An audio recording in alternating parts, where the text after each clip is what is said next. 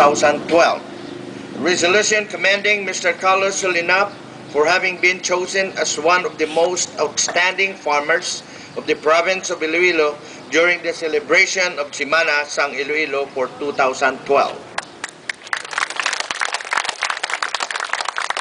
Whereas Mr. Carlos Solinap is engaged in diversified farming activities and other modern farming practices, enabling him to be qualified and recognized by various awards giving body for agriculture.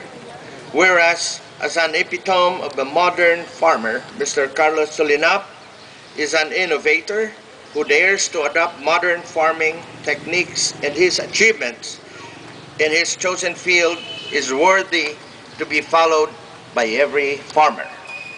Whereas his recent recognition is another laurel for this municipality and brought hope to his fellow farmers to strive for more and to aim for greater heights in the field of agriculture. As part of my Now, drive for therefore, food production, increasing food production in Santa Barbara, napangitagin ako bulig, no?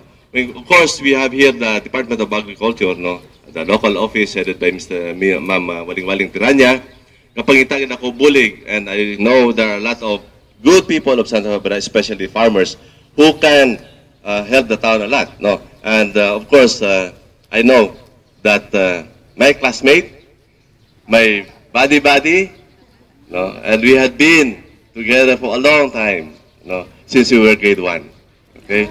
And now leading the farmers of Santa Barbara in its drive for increasing food production and upgrading the technology in agriculture. Palakpakan natin si Mr. Carlos Solinap. No, thank you very much. Good.